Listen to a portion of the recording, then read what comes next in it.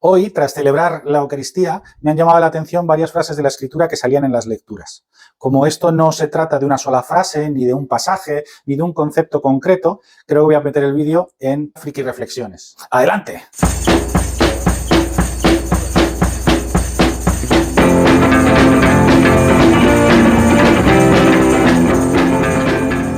Veanoji ubeti naabot et Adonai. Pero yo y mi casa serviremos al Señor. Esta frase fue dicha por Josué, justo después de que los hebreos tomaran posesión de la tierra prometida.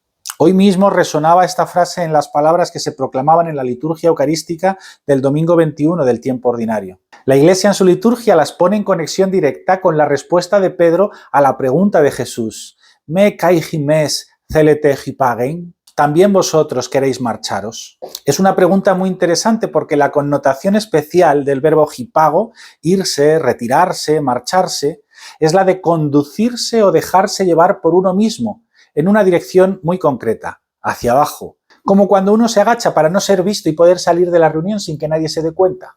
Es curioso que a la pregunta de Jesús, permitidme la adaptación, ¿también vosotros queréis dejaros llevar por vosotros mismos, ocultándoos de mí? Sea Pedro quien, según el Evangelio, responda en nombre de todos los demás apóstoles: Kyrie, prostina apeleusometza, rematazoen aionon egeis. Señor, ¿tras quién iremos o a quién seguiremos? Palabras de vida eterna posees tú. A la pregunta, ¿os vais a dejar llevar por vosotros mismos?, se le da una respuesta que brota de Pedro. Interesante también es el hecho de que el griego use la construcción Simón-Pedro. Los nombres y el uso que se hace de ellos son importantísimos en la Escritura. No es lo mismo cuando la Escritura se refiere a Pedro llamándole solo Simón que cuando le llama solo Pedro o cuando le llama Simón-Pedro. El nombre Simón hace referencia a su naturaleza humana, el nombre Pedro a su naturaleza sobrenatural, a la gracia recibida por el Señor al cambiarle el nombre. El texto nos está diciendo que Simón, movido por la gracia de Pedro recibida del Señor, declaró en nombre de todos los demás apóstoles la voluntad de estos, lo que había en su interior. Esto nos permite entender la naturaleza humana y sobrenatural del sucesor de Pedro, el Papa, que aunque humano y con fallos, cuando declara la fe de la Iglesia, es asistido por una gracia particular que solo le pertenece a él, la gracia de Pedro. Los que se condujeron por sí mismos, ocultándose y yéndose de la presencia del Señor, fueron aquellos que no permanecieron en la declaración de Simón Pedro, que no se adhirieron a ella, que no estaban de acuerdo con ella. Esto se repetirá una y otra vez en la historia de la Iglesia hasta el fin del mundo. Muchos, escandalizados por las palabras de Jesús, o tal vez por la actitud de Pedro, es decir, del Papa, o de algún obispo, o de simplemente un cristiano como tú y como yo, que se deja llevar por sus propias pasiones, razonamientos o elucubraciones, tomarán la decisión muchas veces de no adherirse a Pedro y marcharse, bien para seguir con su propia vida, como la tenían antes de encontrar a Jesús, o bien para construir su propia iglesia, cuya roca o piedra angular ahora es el propio raciocinio o elucubración intelectual, o las de otro fundador que hizo lo mismo antes que él o que ella. Entre medias de estas dos afirmaciones, la de Josué y la de Pedro, nos encontramos con la exclamación del Salmo 33 o 34, según sigamos una numeración u otra. Ta'amu ureu kitov Adonai, asrei hageber yehesebo. Saboread y percibid cuán bueno es Adonai, dichoso el hombre que busca su refugio en él. Y la exhortación de Pablo: por eso dejará el hombre a su padre y a su madre, entre otras cosas, las costumbres y esquemas que aprendió de ellos, y se unirá a su mujer, y serán los dos una sola carne. Además de su sentido literal, en las relaciones familiares, esta frase esconde grandes misterios. El primero y más grande es el que dice Pablo, el de la unión íntima y eterna que Cristo tiene con su Iglesia, haga lo que haga humanamente su Iglesia. Por lo que el argumento de que la Iglesia se equivoca, me voy a otra o construyo una propia que sea más pura y fiel, se cae por su propio peso. Cristo solo está desposado con una Iglesia. El segundo es que si Cristo y la Iglesia son una sola carne, también la Iglesia puede ejercer el papel de marido en esta frase, en cuyo caso la mujer eres tú, que recibe la misión de obedecer a tu marido, a la Iglesia, Cristo. Y la Iglesia la responsabilidad respecto al trato correcto que da a sus fieles, evitando el escándalo, la confusión, la siembra de desconfianza, etc.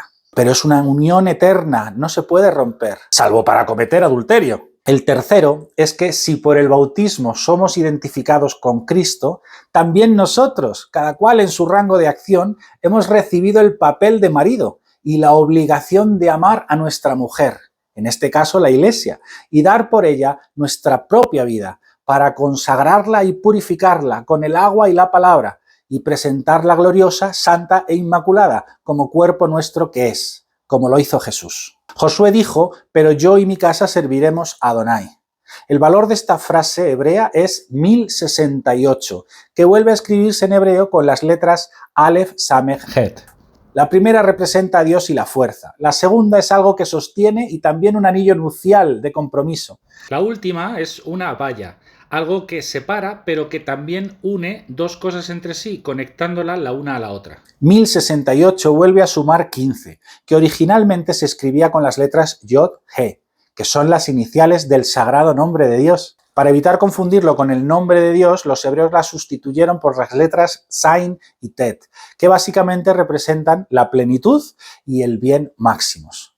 Por último, 15 vuelve a sumar 6, el valor de Vav, un clavo o gancho, y que también representa el descendimiento, que es lo que hace un clavo cuando es clavado, y la naturaleza humana, creada justo en el sexto día. Es decir, que la frase de Josué nos está hablando de una fuerte unión conectada con Dios. ¿Y por medio de qué? Del abajamiento, de la seguridad en uno mismo. Por su parte, la frase del Salmo 34 o 33, según la numeración, suma 1223, escrito en hebreo con las letras Aleph, Res, Kaf, Gimel. La frase habla de saborear y percibir, es decir, de poner toda nuestra atención en la bondad y la eficacia de Dios, que es quien dirige a la Iglesia, y no en saborearnos ni percibirnos a nosotros mismos, ni saborear o percibir lo que hacen los demás. ¿Y cuál es esa bondad de Dios? Aleph representa a Dios y su fuerza, Res a un hombre, Kaf la bendición que se derrama y Gimel la abundancia, la riqueza y generosidad, la gratuidad. Dios, hombre, bendecir abundantemente. El Salmo nos está invitando a gustar la abundancia de la bendición que Dios derrama sobre el hombre, pero más concretamente a saborear y percibir al Dios hombre derramado en abundancia, es decir, a Jesús. Si piensas que me estoy estirando en el significado de las letras para intentar llevármelo un poco a mi terreno, bastará con que sumes 1223 entre sí. Te dará 8 el valor de la letra Het, el valor último del nombre Yeshua. Esta letra es increíble, representa una valla, algo que separa un terreno, que lo consagra para alguien, como las vallas de nuestros campos, nuestros chalets, las paredes de nuestros pisos, etc. También una valla que conecta entre sí, pues la valla muchas veces conecta un campo con otro, un chalet adosado con otro, un piso con el del vecino. Por último, representa el útero materno, la primera valla que experimentamos al nacer, de la que recibimos el alimento necesario para formarnos como seres humanos y que nos protege de los peligros del exterior a los que todavía no podemos hacer frente, y que nos conecta a nuestra madre. La particularidad de Het está también en su forma cuadrada. En ella, la letra está formada por una Zain, el hombre que llega a la plenitud, y una Vav, el hombre que cae o desciende por su pecado, unidas las dos juntas por un tejadito llamado Hatoteret, joroba. Esta letra representa a la perfección el misterio de la persona de Jesús, en quien la plenitud de la divinidad está unida a la humanidad, y también su misión, llevar a la humanidad a la plenitud. Expresa también el misterio de la Iglesia, que es santa por su fundador y pecadora por sus miembros. Y por último, expresa también el cambio de naturaleza que se da en el hombre al recibir el bautismo. El hombre, Vav, es unido a Jesús, Zain, y deja de ser Vav para convertirse en una letra nueva, Het, es decir, una criatura nueva cuya forma, misión y pronunciación es totalmente distinta. En Cristo, nuestra forma de ser, nuestra misión en este mundo y nuestra forma de hablar, pronunciación, son renovadas. Somos hechos otro Cristo para los demás. El deseo de servir al Señor implica una decisión personal de no depender de ti mismo, ni de tus esquemas mentales aprendidos, ni de nada de esto, sino solo de someterte a la revelación del único que se puede revelar a sí mismo, de Dios. Pero la revelación de Dios no es algo abstracto que nos lleve a caer de nuevo en la trampa del intelectualismo, sino una persona concreta, Jesús de Nazaret, y un cuerpo concreto, la Iglesia de Cristo, reunida bajo la confesión y declaración de fe de Simón Pedro y de sus sucesores, es decir, de unos hombres o unos Simones débiles como nosotros y que cometen fallos y que trabajan por ser santos como tú y como yo, a los que les asiste una gracia sobrenatural particular, la gracia de Pedro, y que al declarar la fe, declaran la fe de todos los demás discípulos a lo largo y ancho de la historia de la humanidad.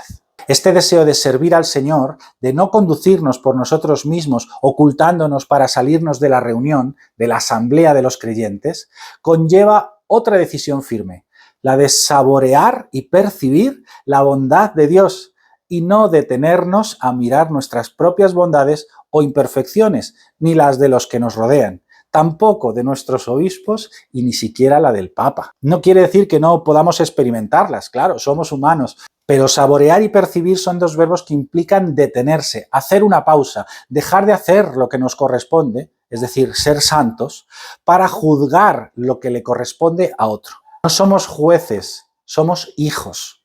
No hemos sido llamados a ser como Dios Padre, sino a ser como Dios Hijo, unidos a Él por obra y gracia de Jesús.